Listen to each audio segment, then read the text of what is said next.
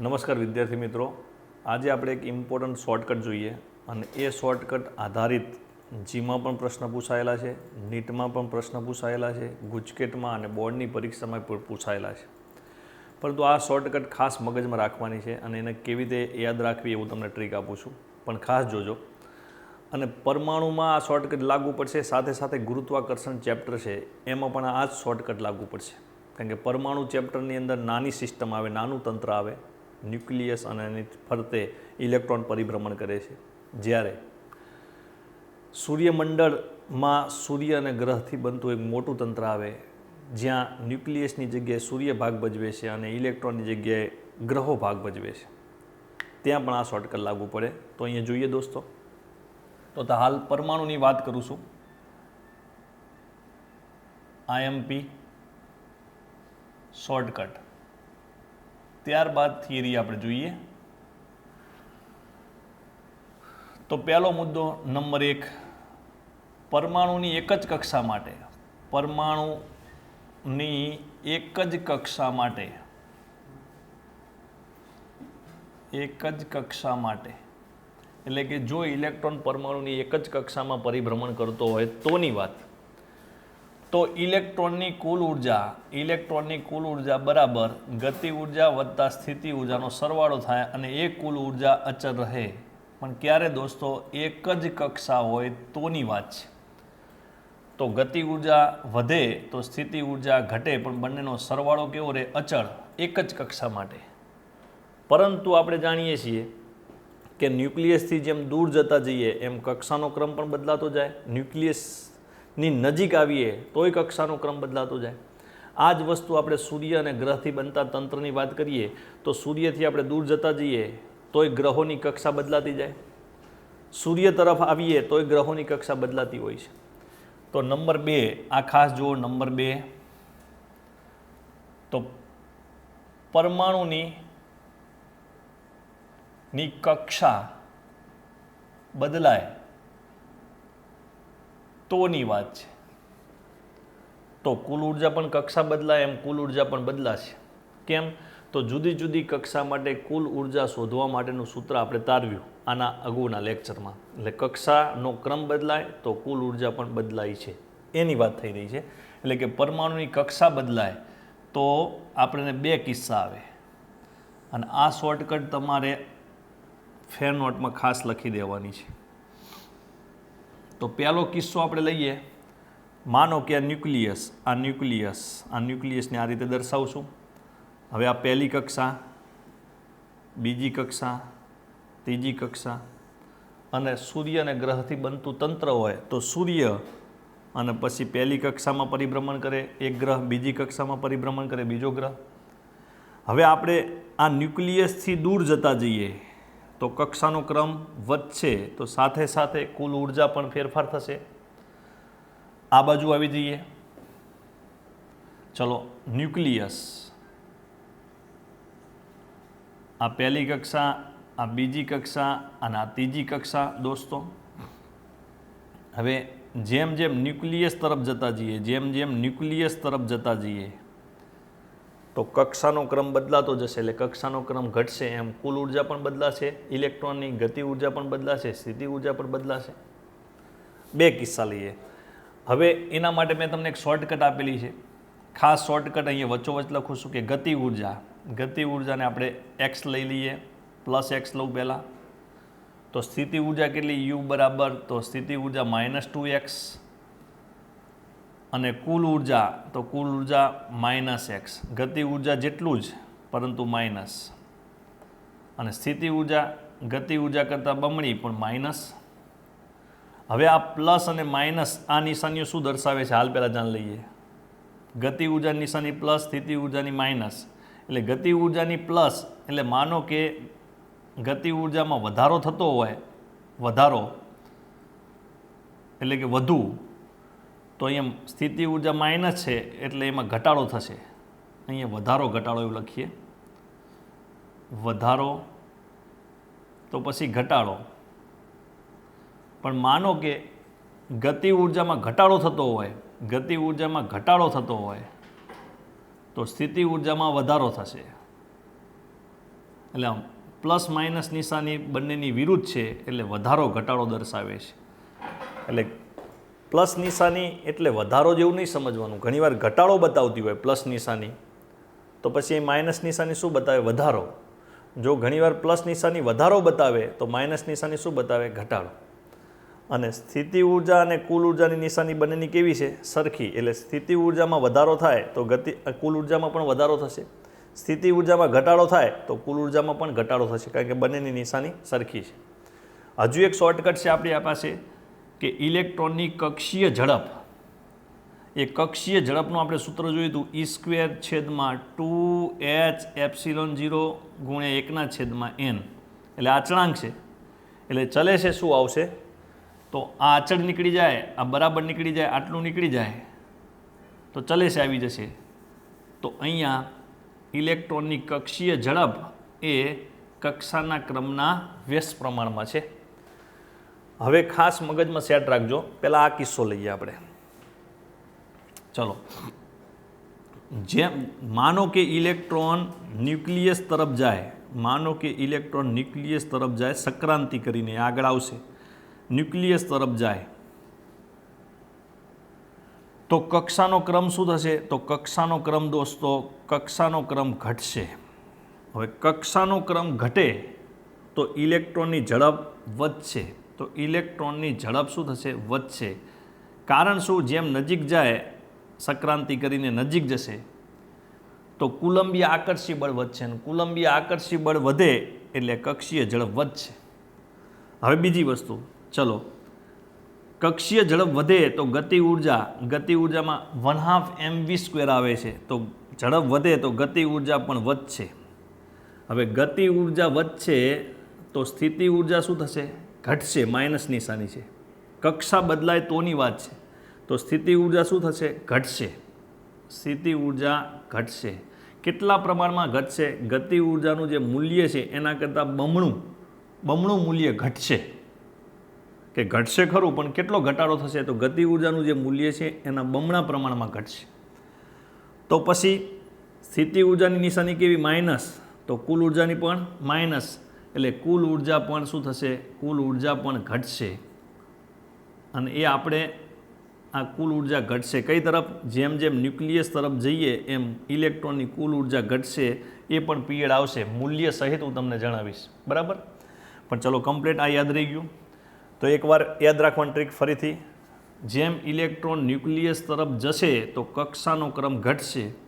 કક્ષાનો ક્રમ ઘટે તો ઇલેક્ટ્રોનની કક્ષીય ઝડપ ઘટશે. કારણ શું? કક્ષાનો ક્રમ ઘટે એટલે ઇલેક્ટ્રોનની કક્ષીય ઝડપ વધશે. કક્ષીય ઝડપ વધવાનું કારણ શું? તો ન્યુક્લિયસ દ્વારા લાગતું કુલંબીય આકર્ષી બળ વધશે, માટે કક્ષીય ઝડપ વધશે. તો ગતિ ઉર્જામાં સૂત્ર શું હોય? 1/2 mv². તો ગતિ ઉર્જા પણ વધશે. ગતિ ઉર્જા વધે તો સામે સ્થિતિ ઉર્જા ઘટશે અને કુલ ઉર્જા પણ ઘટશે, નિશાની માઇનસ છે. હવે કુલ ઉર્જા કેટલા પ્રમાણમાં ઘટશે? જે ગતિ ઉર્જાનું મૂલ્ય છે એટલા જ મૂલ્યનું ઘટશે, અને એ આપણે જોઈશું આગળની થિયરીમાં. આવે ચલો આ બાજુ આવી જાઓ. તો અહીંયા આપણે ન્યુક્લિયસથી ધારો કે ઇલેક્ટ્રોન દૂર જાય, સંક્રાંતિ કરીને દૂર જાય, માનો કે, તો જેમ ન્યુક્લિયસથી દૂર જશે એમ કક્ષાનો ક્રમ શું થશે? વધશે. કક્ષાનો ક્રમ વધે તો ઝડપ વ્યસ્ત પ્રમાણમાં છે, તો ઇલેક્ટ્રોનની કક્ષીય ઝડપ ઘટશે. કેમ ઘટશે દોસ્તો? કારણ કે દૂર જાય એમ કુલંબીય આકર્ષી બળ શું થશે? ઘટે, એમ ઝડપ પણ ઘટશે. એવી જ રીતે સૂર્યથી કોઈ ગ્રહને દૂર લઈ જવામાં આવે તો ગુરુત્વાકર્ષી બળ ઘટશે. સૂર્યથી આમ દૂર લઈ જવામાં આવે તો ગુરુત્વાકર્ષી બળ ઘટે, ગુરુત્વાકર્ષી બળ ઘટે તો ઝડપ પણ ઘટે. એ આપણે ગુરુત્વાકર્ષણ ચેપ્ટરમાં જોયું હતું. એ જ વસ્તુ અહીંયા લાગુ પડશે. હવે ઝડપ ઘટશે તો ઝડપ કયા સૂત્રમાં આવે છે? ગતિ ઉર્જામાં. તો ગતિ ઉર્જા પણ શું થશે દોસ્તો? ગતિ ઉર્જા પણ ઘટશે. તો અહીંયા ગતિ ઉર્જામાં ઘટાડો થાય છે, યાદ રાખજો. હવે ગતિ ઉર્જામાં જો ઘટાડો થાય તો એનાથી વિરુદ્ધ નિશાની એ છે. તો સ્થિતિ ઉર્જામાં શું થશે? વધારો થશે. તો સ્થિતિ ઉર્જામાં વધારો થશે. કેટલા પ્રમાણમાં વધારો થશે? ગતિ ઉર્જાનું જે મૂલ્ય છે એના બમણા પ્રમાણમાં વધારો થશે. હવે સ્થિતિ ઉર્જાની જે નિશાની છે એ જ નિશાની કુલ ઉર્જાની છે, માટે કુલ ઉર્જામાં પણ શું થશે? વધારો થશે. એટલે જેમ જેમ ન્યુક્લિયસથી ઇલેક્ટ્રોન દૂર જાય એમ એની કુલ ઉર્જા પણ વધતી જશે. એટલે ખાસ આ શોર્ટકટ મગજમાં ફિટ રાખજો અને આ શોર્ટકટનો ઉપયોગ કરીને ઘણા બધા MCQ માત્ર નીટજીમાં નહીં, ગુજરાત બોર્ડની પરીક્ષામાં, ગુજકેટની પરીક્ષામાં પણ આ કામ લાગશે. એટલે ઘણા બધા આવા પ્રશ્નો છે, એ પ્રશ્નોનું કોમન સોલ્યુશન મેં બનાવ્યું છે, યાદ રાખવાની ટ્રીક. તો આ બધા વ્યવસ્થિત ફેર નોટમાં લખી રાખજો. તો આ નીકાળી દઉં છું. હવે ભૂલ ના થાય લખવામાં, અને પછી એકવાર પોતાની જાતને સમજાવી દેવાનું, એટલે વાંધો નહીં આવે. આ કુલ ઉર્જાનું ધ્યાન રાખજો. આના ઉપર રાઉન્ડ કરું છું કે જેમ જેમ ન્યુક્લિયસ તરફ જાય એટલે ઇલેક્ટ્રોન, તો એની કુલ ઉર્જા શું થશે? ઘટશે. અને ન્યુક્લિયસથી દૂર જાય એમ એની કુલ ઉર્જા શું થશે? વધશે. કેમ વધશે? તો એના કારણ મેં જણાવ્યા છે. ચલો હવે પછીની થિયરી, હાઇડ્રોજન પરમાણુ માટે ઉર્જા સ્તરો સમજાવો. મહત્વની થિયરી દોસ્તો, હાઇડ્રોજન પરમાણુ માટે ઉર્જા સ્તરો સમજાવો. તો અહીં લખું છું ક્વેશ્ચન, MCQ માટે મોસ્ટ IMP થિયરી. હવે જે પણ થિયરી લઉં MCQ માટે ખાસ, હાઇડ્રોજન પરમાણુ માટે ઘણીવાર પરીક્ષામાં હાઇડ્રોજનની જગ્યાએ H પરમાણુ માટે એવું પણ લખે છે. પરમાણુ માટે ઉર્જા સ્તરો સમજાવો. અને આ MCQ માટે ખાસ.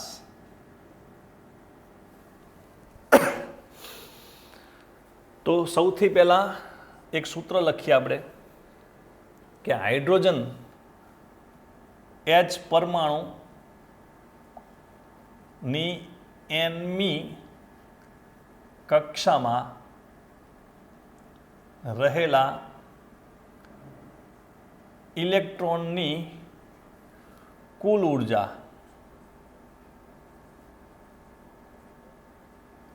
શોધવાનું સૂત્ર ખબર હોવી જોઈએ. અને એ સૂત્ર અહીંયા સાઈડમાં લખું છું. એ સૂત્ર છે 8n² h²ε0² ઉપર માઇનસ m z²e⁴ દોસ્તો. પણ હાઇડ્રોજન પરમાણુ માટે z બરાબર કેટલા લેવાના છે? 1. પણ વ્યાપક સૂત્ર બનાવવું હોય, En વ્યાપક સૂત્ર તૈયાર કરવું હોય તો એક આ z અને n કક્ષાનો ક્રમ પણ બદલી શકે અને તત્વ પણ બદલી શકે. તો ચલે છે શું આવશે? z²/n². ઓકે દોસ્તો. હવે બાકી જે અચળ રહેશે m⁴ 8 h², ε0². આ અચળાંકનું મૂલ્ય તમને ખબર હોવી જોઈએ. મેં તમને કીધું હતું m⁴ 8 h², આ અચળાંકનું મૂલ્ય આવશે 13.6 ઇલેક્ટ્રોન વોલ્ટ. અને આ 1 ઇલેક્ટ્રોન વોલ્ટ બરાબર કેટલા થશે? તો 1 ઇલેક્ટ્રોન વોલ્ટ બરાબર 1.6 × 10⁻⁹ જૂલ. તો આમાંથી મારે પહેલાં તો એ માઇનસ ચિહ્ન છે, એ માઇનસ ચિહ્ન મૂકી દઉં. પછી m⁴ 8 h², ε0². એ અચળાંકનું મૂલ્ય કેટલું આવશે? 13.6 ગુણ્યા ઇલેક્ટ્રોન વોલ્ટ છે, યાદ રાખજો, ઇલેક્ટ્રોન વોલ્ટ. બાકી શું વધ્યું? z²/n². તો અહીં આવશે z²/n². હવે હાઇડ્રોજન પરમાણુની વાત થઈ રહી છે, તો હાઇડ્રોજન પરમાણુ માટે પરમાણુ ક્રમાંક કેટલો? z બરાબર 1. તો અહીં z 1 મૂકવું, 1 નો વર્ગ 1, એટલે આ શોર્ટકટ ખાસ યાદ રાખવાની છે. હવે કુલ ઉર્જા આ સૂત્રની મદદથી મળે. તો એમાં જોઈએ, હાઇડ્રોજન પરમાણુમાં ઇલેક્ટ્રોન પહેલી કક્ષામાં માનો કે છે, તો પહેલી કક્ષામાં રહેલા ઇલેક્ટ્રોનની કુલ ઉર્જા શોધવી હોય તો અહીં કેટલા મૂકશો? 1, 1 નો વર્ગ 1, આના ભાગે 1 કરો એટલે પહેલી કક્ષામાં રહેલા ઇલેક્ટ્રોનની કુલ ઉર્જા મળી જાય -13.6 ઇલેક્ટ્રોન વોલ્ટ. ચલો બીજી કક્ષા માટે, અને આ બધા મૂલ્યો યાદ રાખવાના છે. બીજી કક્ષા માટે તો બીજી કક્ષા અહીંયા મૂકો 2, 2 નો વર્ગ 4, ભાગાકાર કરો એટલે જવાબ આવશે -3.40 ઇલેક્ટ્રોન વોલ્ટ. ચલો ત્રીજી કક્ષા એટલે 3 નો વર્ગ 9, ભાગાકાર કરશો એટલે જવાબ આવશે -1.51 ઇલેક્ટ્રોન વોલ્ટ. ચોથી કક્ષા અને ચોથી કક્ષામાં રહેલા ઇલેક્ટ્રોનની ઉર્જા અથવા ચોથી કક્ષાની ઉર્જા તો અહીંયા 4 નો વર્ગ 16, ભાગાકાર કરો એટલે -0.85 ઇલેક્ટ્રોન વોલ્ટ. અને પાંચમી કક્ષા 5 નો વર્ગ 25, ભાગાકાર કરો એટલે પાંચમી કક્ષામાં રહેલા ઇલેક્ટ્રોનની ઉર્જા અથવા પાંચમી કક્ષાની ઉર્જા -0.54 ઇલેક્ટ્રોન વોલ્ટ. આમ જતા જઈએ આ રીતે. આ ન્યુક્લિયસ છે, યાદ રાખજો, આ ન્યુક્લિયસથી પહેલી કક્ષા, બીજી કક્ષા, ત્રીજી કક્ષા, ચોથી કક્ષા, પાંચમી કક્ષા, અને આમ દૂર જતા જઈએ એમ આ અનંત કક્ષા. એટલે અહીંયા આપણે n બરાબર ઇન્ફિનિટી લઉં એટલે અનંત કક્ષા. અહીંયા ઇન્ફિનિટિવ મૂકું, ઇન્ફિનિટિવનો વર્ગ એટલે ઇન્ફિનિટિવ, આના છેદમાં ઇન્ફિનિટિવ, એટલે અનંત કક્ષામાં જો ઇલેક્ટ્રોન હોય તો એની ઉર્જા કેટલી થશે? 0 થશે. હવે ખાસ સમજો આ, એટલે કે જેમ જેમ આમ ન્યુક્લિયસથી જેમ જેમ આમ દૂર જતા જઈએ તેમ તેમ કુલ ઉર્જામાં શું ફેરફાર થાય છે એ થોડીક વાર એને કહું. પરંતુ જો ઇલેક્ટ્રોનની કુલ ઉર્જા 0 હોય, તો ઇલેક્ટ્રોન ન્યુક્લિયસથી ખૂબ જ દૂર જતો રહ્યો હોય, એટલે કે અનંત કક્ષામાં હોય, જ્યાં ન્યુક્લિયસ દ્વારા એના ઉપર કોઈ પ્રકારનું કુલંબીય આકર્ષણ બળ લાગતું ન હોય, એટલે એ પરમાણુ, પિતૃ પરમાણુમાંથી મુક્ત થઈ ગયેલો ઇલેક્ટ્રોન કહેવાય. દ્રવ્યમાંથી નહીં, પરમાણુમાંથી મુક્ત થઈ ગયેલો કહેવાય. તો આ મુક્ત ઇલેક્ટ્રોનની ઓછામાં ઓછી કુલ ઉર્જા કેટલી હોય? તો 0 હોય. મુક્ત ઇલેક્ટ્રોનની ઓછામાં ઓછી લઘુત્તમ કુલ ઉર્જા 0. ફરીથી એકવાર, જો ઇલેક્ટ્રોનની કુલ ઉર્જા 0 હોય તો એ ક્યાં હોય? ન્યુક્લિયસથી ખૂબ જ દૂર હોય, કે જ્યાં ન્યુક્લિયસ દ્વારા એના ઉપર કોઈ પ્રકારનું કુલંબીય આકર્ષી બળ લાગતું ન હોય, તો એ મુક્ત થઈ ગયેલો ઇલેક્ટ્રોન કહેવાય. ક્યાંથી? પિતૃ પરમાણુમાંથી. તો મુક્ત ઇલેક્ટ્રોનની લઘુત્તમ કુલ ઉર્જા કેટલી? યાદ રાખજો, 0. એનાથી વધુ પણ હોઈ શકે, પણ ઓછામાં ઓછી 0. હવે આપણે સમજવાનું છે હાઇડ્રોજન પરમાણુ માટે ઉર્જા સ્તરો, એ સમજવાનું છે. તો હું એક ડાયોગ્રામ દોરું છું. આ ડાયોગ્રામ ખાસ મગજમાં રાખવાનું. તો હાઇડ્રોજન પરમાણુમાં જુદી જુદી કક્ષા, આ જુદી જુદી કક્ષામાં રહેલા ઇલેક્ટ્રોનની આ જુદી જુદી ઉર્જાને ઊભી અક્ષ પર,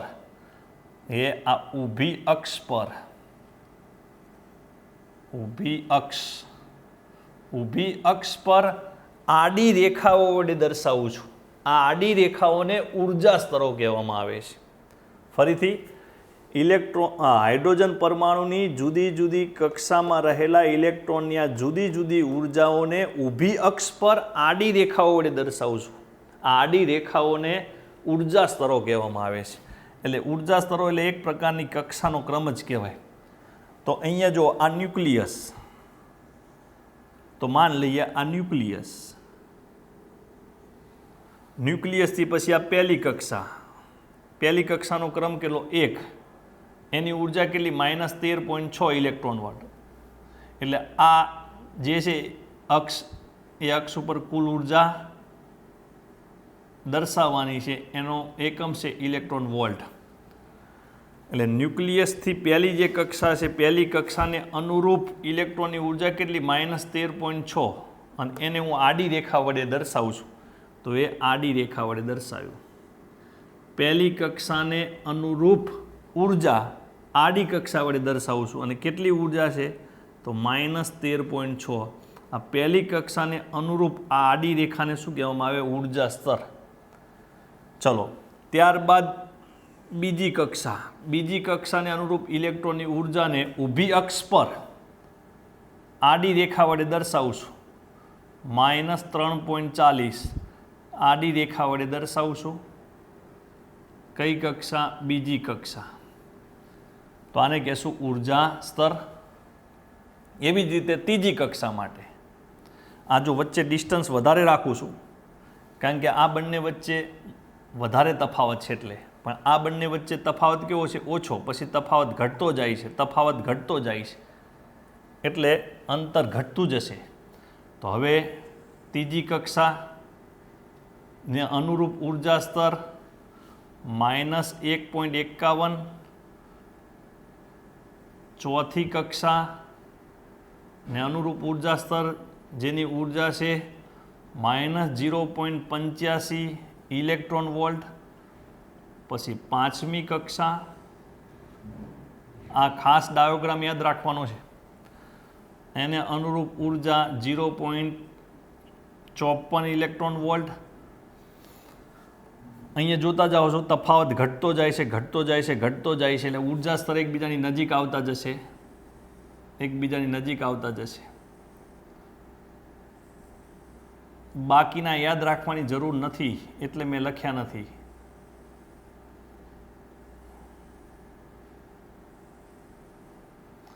અને છેલ્લે આ અનંત કક્ષા લઈ લઉં, અને અનંત કક્ષામાં જે ઇલેક્ટ્રોન હોય ખૂબ જ દૂર હોય, એના ઉપર ન્યુક્લિયસનું કોઈ કુલંબીય આકર્ષી બળ લાગતું નથી, ત્યાં એની કુલ ઉર્જા કેટલી થઈ જશે? 0. એટલે આ મુક્ત ઇલેક્ટ્રોન માટે છે, મુક્ત ઇલેક્ટ્રોન માટે. ચાલો, ઓકે. તો હાઇડ્રોજન પરમાણુની જુદી જુદી કક્ષામાં રહેલા ઇલેક્ટ્રોનની જુદી જુદી ઉર્જા, એ જુદી જુદી ઉર્જાને ઊભી અક્ષ પર આડી રેખા વડે દર્શાવશું. આડી રેખાઓને કહેવાય ઉર્જા સ્તર. હવે ખાસ બીજા એમસીક્યુ જુઓ કે આ હાઇડ્રોજન પરમાણુમાં પહેલી જે કક્ષા છે, આ પહેલી કક્ષાને અનુરૂપ જે ઉર્જા સ્તર છે એને કહેવામાં આવે છે ધરાસ્થિતિ. શું નામ આપવામાં આવે છે? ધરાસ્થિતિ અથવા ધરાઅવસ્થા. ધરાઅવસ્થા. ચલો, તો હાઇડ્રોજન પરમાણુની પ્રથમ કક્ષા, એ પ્રથમ કક્ષાને શું નામ આપવામાં આવે છે? ધરાઅવસ્થા. અને એને નિમ્નતમ અવસ્થા પણ કહેવાય. આ પહેલી કક્ષાને નિમ્નતમ અવસ્થા પણ કહેવાય, નિમ્નતમ અવસ્થા પણ કહી શકાય. અને નિમ્નતમ અવસ્થામાં ઇલેક્ટ્રોનની ઉર્જા સૌથી ઓછી છે.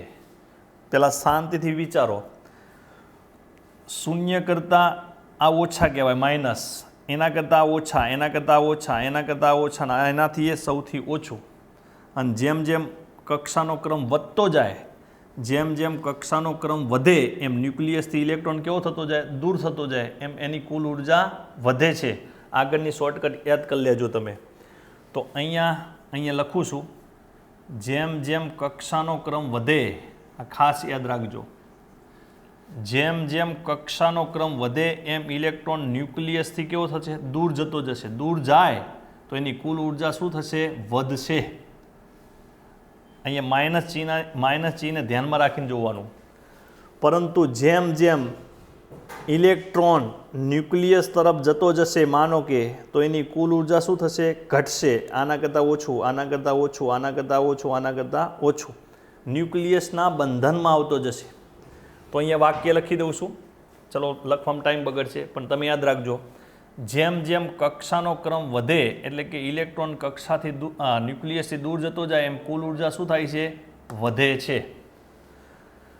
ચલો, તો એનો મતલબ કે ધરા અવસ્થામાં રહેલા ઇલેક્ટ્રોનની કુલ ઉર્જા કેવી હોય? તો સૌથી ઓછી હોય છે, અને ન્યુક્લિયસ સાથે પ્રબળ બંધનમાં હોય છે.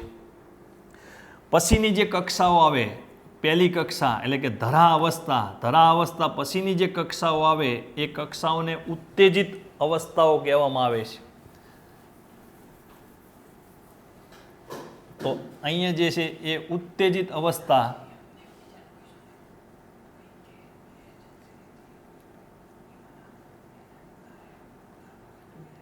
ઉત્તેજિત અવસ્થાઓ કહેવામાં આવે છે.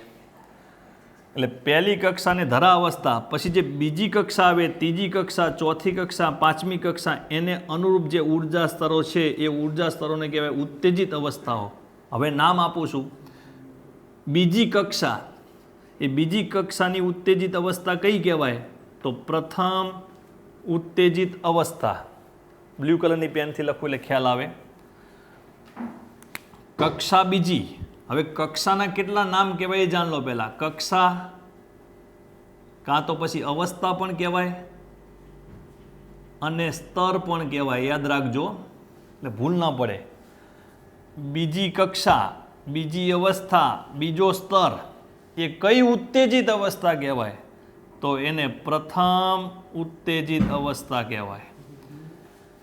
ત્રીજી કક્ષા કાં તો ત્રીજી અવસ્થા કાં તો ત્રીજો સ્તર એને કઈ ઉત્તેજિત અવસ્થા કહેવાય? તો એને દ્વિતીય ઉત્તેજિત અવસ્થા કહેવાય. કારણ કે પ્રથમ આને પ્રથમ, તો આને શું કહેવાય? દ્વિતીય ઉત્તેજિત અવસ્થા.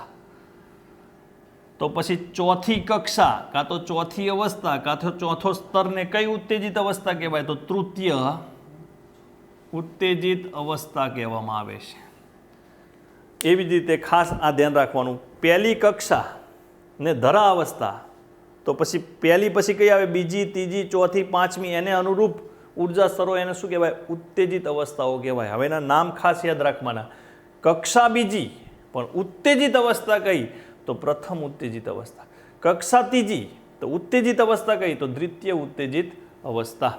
એમાં સૌથી લઘુત્તમ ઉર્જા કઈ કક્ષામાં હોય અથવા કઈ કક્ષામાં રહેલા ઇલેક્ટ્રોન પાસે હોય? તો પહેલી કક્ષામાં રહેલો ઇલેક્ટ્રોન અથવા ધરાવસ્થામાં રહેલો ઇલેક્ટ્રોન ન્યુક્લિયસથી ખૂબ જ નજીક હોય છે, પ્રબળ બંધનમાં હોય છે, માટેની કુલ ઉર્જા સૌથી ઓછી હોય છે. અને ખાસ ન્યુક્લિયસથી જેમ દૂર જતા જઈએ એટલે કે કક્ષાનો ક્રમ વધતો જાય તેમ તેમ કુલ ઉર્જા શું થતી જાય છે? તો કુલ ઉર્જા વધે છે. કુલ ઉર્જા વધે છે. તો આ થિયરી માટે આટલું યાદ રાખવાનું છે. નેક્સ્ટ લેક્ચરમાં આપણે આયનીકરણ ઉર્જા અને ઉત્તેજન ઉર્જા વિશે જોઈએ, પણ આ ડાયોગ્રામ કમ્પ્લીટ પાકો કરી દેવાનો છે, ભૂલાય નહીં. અસ્તુ દોસ્તો.